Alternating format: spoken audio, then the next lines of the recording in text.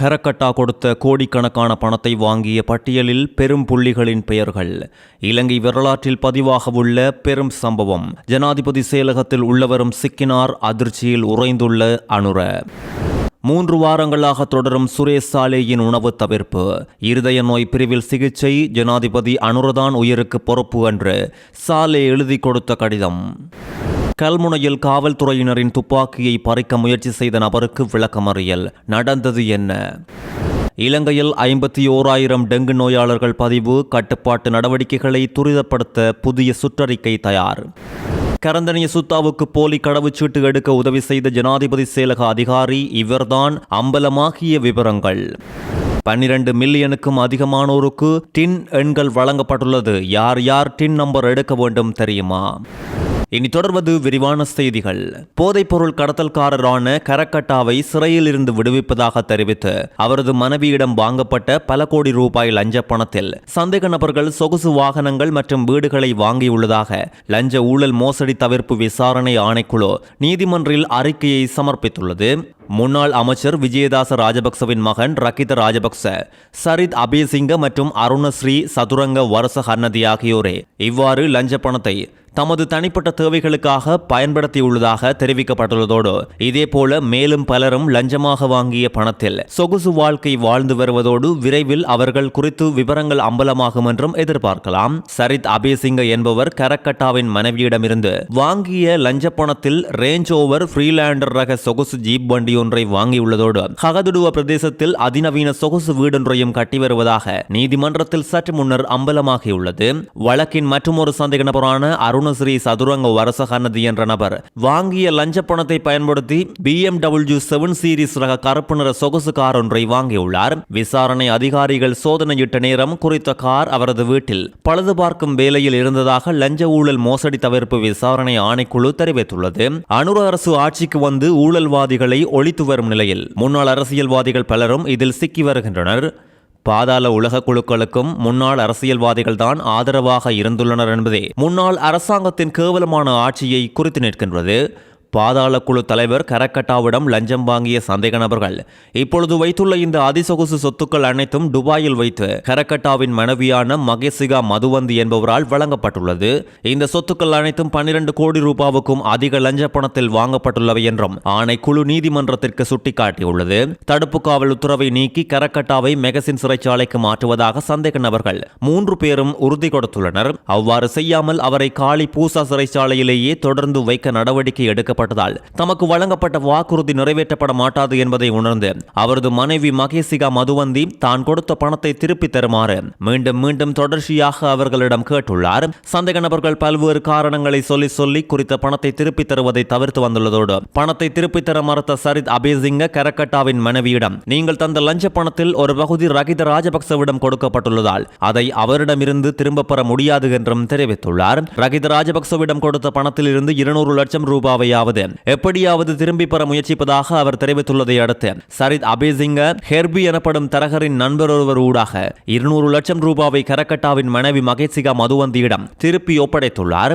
இந்த பின்னணி குறித்த ஆரம்பகட்ட விசாரணைகளின் போது குடிவரவு குடியகழ்வு திணைக்களத்திடமிருந்து சரித் அபேசிங்க, ரகித ராஜபக்ச மற்றும் அருண வரசகன்னதி ஆகியோரின் வெளிநாட்டு பயண ஆவணங்கள் பெறப்பட்டு சோதிக்கப்பட்டதன்படி இவர்கள் 3 பேரும் 2023 ஆண்டு 3ஆம் மாதம் 25ஆம் தேதியன்று கட்டுநாயக்க சர்வதேச விமான நிலையத்தில் இருந்து துபாய் நோக்கி பயணித்து பின்னர் அந்த வருடம் 3ஆம் மாதம் 29ஆம் தேதியன்று மீண்டும் இலங்கைக்கு திரும்பியுள்ளமை விசாரணைகளில் அம்பலமாகியுள்ளது.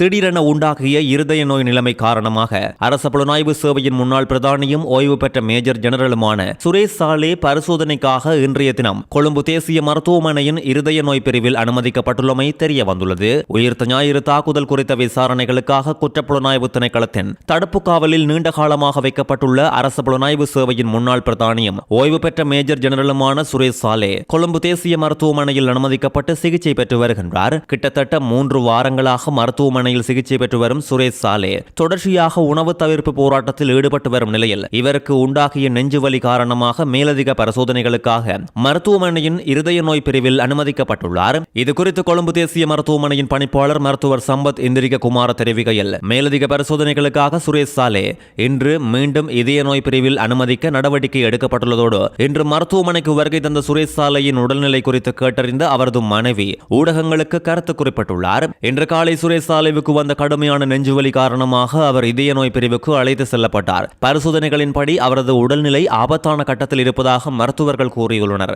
அமைச்சர்கள் என்ன சொன்னாலும் அவரது உண்மையான உடல்நிலையை உள்ளே இருக்கும் மருத்துவர்கள் மட்டுமே தெரிந்து கொள்வார்கள். அவர் நல்ல ஆரோக்கிய நிலையில் இல்லை. அதிகாரிகள் அனைவரும் சுரேஷ் சாலை உயிரிழக்கும் வரையில் காத்திருக்கின்றார்கள். தனக்கு ஏதேனும் அசம்பாவிதம் நடந்தால் அதற்கு ஜனாதிபதி அனுரவும் ரவி செனவிரத்ன, சாணி அபேசேகர உள்ளிட்ட சில அதிகாரிகளுமே பொறுப்பேற்க வேண்டும் என்று சுரேஷ் சாலை கடந்த புதன்கிழமை எழுத்துப்பூர்வமாக சட்டத்தரணிக்கு அறிவித்துள்ளார். விசாரணைகளை தொடர்ச்சியாக நடத்துமாறு நாங்கள் சொல்கின்றோம். ஆனால் அவரை விளக்கமறியலில் வைக்குமாறு கோருகின்றோம். தற்போதைய நிலையில் அவரது உடல்நிலை மேலும் மோசமடைந்து வருகின்றது. ஆனாலும் சுரேஷ் சாலே தனது உண்ணாவிரத போராட்டத்தை எந்த காரணம் கொண்டும் கைவிடப் போவதில்லை என்பதில் உறுதியாக உள்ளார் என்று சுரேஷ் சாலையின் மனைவி தெரிவித்துள்ளார். அம்பாறை கல்முனை தலைமையக காவல்துறை பிரிவுக்கு உட்பட்ட திரவந்தியமோடு பகுதியில் கடமையில் இருந்த காவல்துறையினரை அச்சுறுத்தி அவர்களது துப்பாக்கியை பறிக்க முயன்ற பரபரப்பான சம்பவத்தில் நபரொருவர் கைது செய்யப்பட்டுள்ளார். சந்தேக நபர் மது போதையில் மனைவியை தாக்கியுள்ளார் என்றும் இந்த நிலையில் மனைவி வழங்கிய முறைப்பாட்டுக்கு அமைய குறித்த பகுதிக்கு விரைந்த காவல்துறையினர் சந்தேக நபரை கைது செய்துள்ளனர். சந்தேக நபர் காவல்துறையினரின் துப்பாக்கியை அவர்களிடமிருந்து பறித்து குழப்பத்தை உண்டு பண்ணியுள்ளதோடு மேலதிக காவல்துறை அதிகாரிகளின் உதவியோடு சந்தேக நபர் கைது செய்யப்பட்டதோடு துப்பாக்கியும் பறிமுதல் செய்யப்பட்டுள்ளது. காயமடைந்த காவல்துறையினர் சிகிச்சைக்காக கல்முனை மருத்துவமனையில் சிகிச்சை பெற்று மீண்டும் திரும்பியுள்ளதாக கல்முனை காவல்துறை பொறுப்பதிகாரி உறுதிப்படுத்தியுள்ளார். கைது செய்யப்பட்டவர் 44 வயதுடைய 3 பிள்ளைகளின் தந்தை என்றும் சந்தேக நபர் மீது காவல்துறையின் கடமைக்கு இடையூறு விளைவித்தமை மற்றும் தாக்குதல் மேற்கொண்டமை ஆகிய குற்றச்சாட்டுகளின் கீழ் விசாரணைகள் முன்னெடுக்கப்பட்டு வருகின்றது.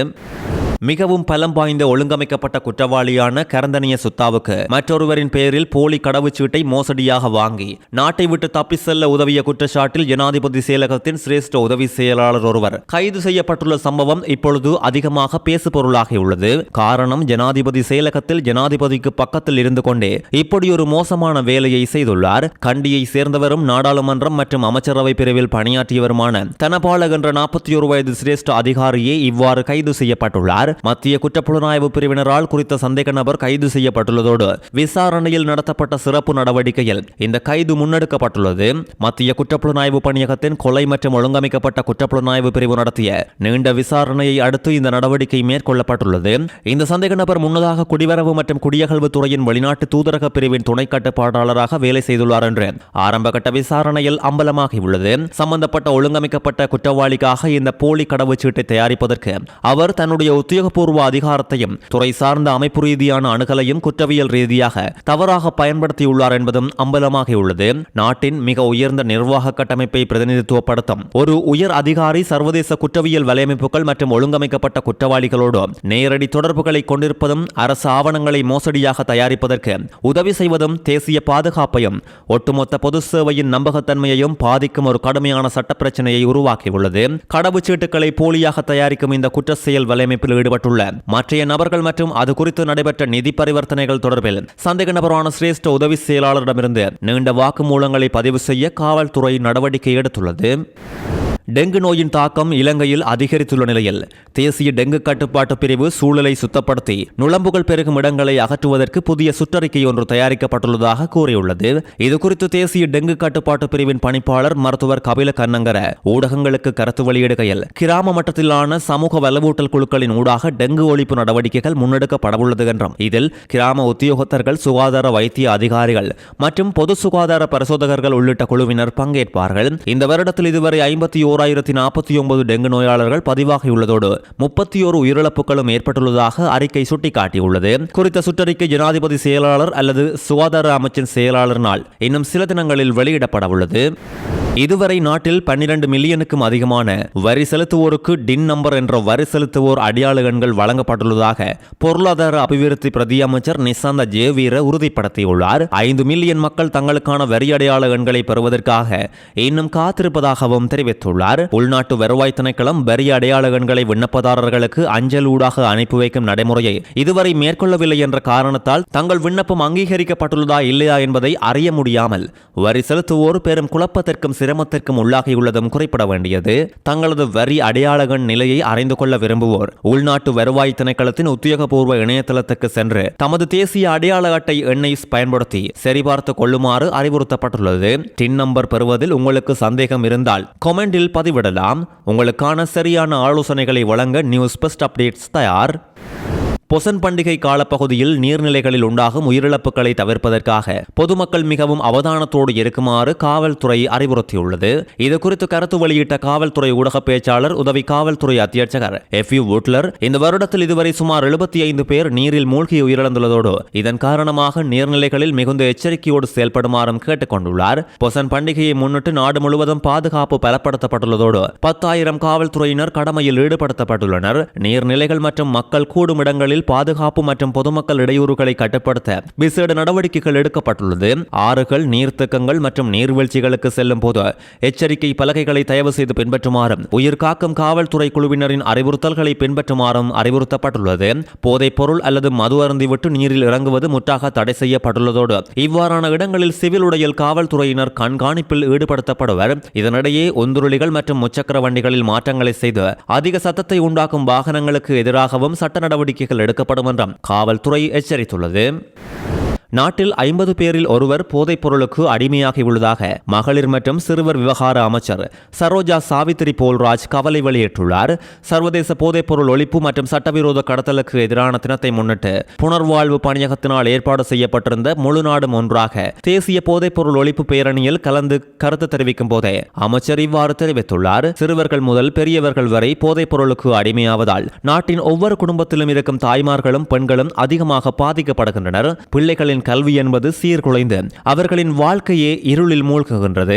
இப்படியான மாபெரும் பேரழிவிலிருந்து நாட்டை மீட்பதற்கு பாரிய கூட்டு முயற்சி தேவை என்று கூறிய அமைச்சர் சரோஜா சாவித்திரி போல்ராஜ் போதைப் பொருள் மற்றும் பாதாள உலக குழுக்களின் செயற்பாடுகளோடு தொடர்புடையதாக அண்மையில் மேற்கொள்ளப்பட்ட கைதுகளின் மூலம் அரசியல் பின்னணிகளுக்கும் போதைப் பொருள் குற்றங்களுக்கும் இடையே உள்ள தொடர்புகள் அம்பலமாகி வருவதாக தெரிவித்துள்ளார். போதைப் பொருள் கடத்தல்காரர்கள் மற்றும் ஒழுங்கமைக்கப்பட்ட குற்றவாளிகளை விடுவிப்பதற்காக கோடிக்கணக்கில் லஞ்சம் கொடுக்க முயற்சிகள் எடுக்கப்பட்டுள்ளதும் இப்பொழுது அம்பலமாகி வருகின்றது. கடந்த காலங்களில் சந்தேக நபர்களை ஆயுதங்களை காண்பிப்பதற்காக அழைத்து செல்வதாக தெரிவித்து நீண்ட காலம் தடுத்து வைத்து பின்னர் அவர்களை விடுவிப்பதற்கு அரசு இயந்திரங்கள் கூட பயன்படுத்தப்பட்டுள்ளது. இவ்வாறான குற்றவாளிகளை சட்டத்தின் முன் நிறுத்துவதற்கு அரசாங்கம் நடவடிக்கை எடுத்து வரும் நிலையில் இந்த செயல்பாட்டில் அனுர அரசாங்கம் பின்னிற்க போவதில்லை என்றும் அமைச்சர் சரோஜா சாவித்திரி போல்ராஜ் தெரிவித்துள்ளார்.